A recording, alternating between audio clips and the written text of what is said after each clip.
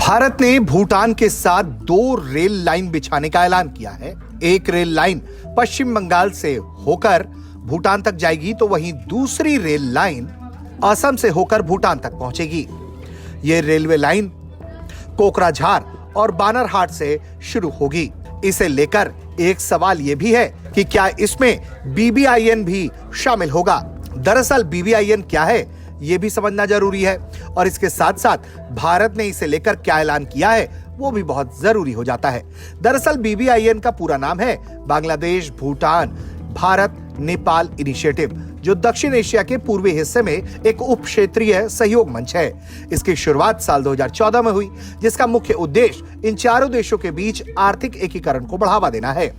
जब Bharat Bhutan rail line का ऐलान हुआ तो सवाल यह उठता है कि क्या इसका फायदा नेपाल और बांग्लादेश को भी मिलेगा।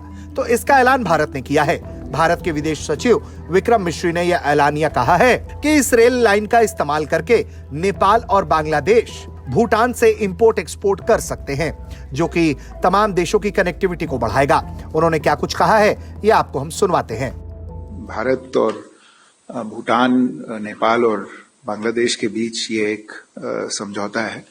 तो मेरे विचार में जहां तक इस प्रोजेक्ट का प्रश्न है, आपको मालूम होगा कि दोनों नेपाल और बांग्लादेश के साथ हमारे समझौते हैं, जिसके तहत नेपाल और बांग्लादेश के जो एक्सपोर्ट्स और इंपोर्ट्स हैं उनका वो भारतीय टेरिटरी का इस्तेमाल करते हैं ट्रांजिट के लिए, दूसरी कंट्री में एक्सपोर्ट करने के लिए और थर्ड कंट्रीज में एक्सपोर्ट करने के लिए भी।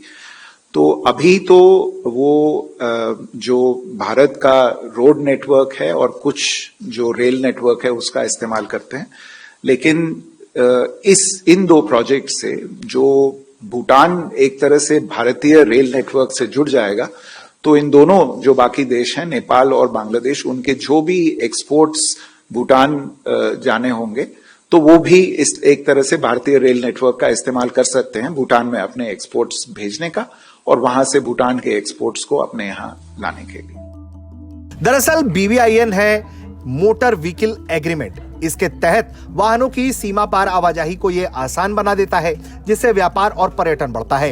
ये जल संसाधन, ऊर्जा व्यापार, परिवहन और बुनियादी ढांचे जैसे क्षेत्रों में समझौते को लागू करता है।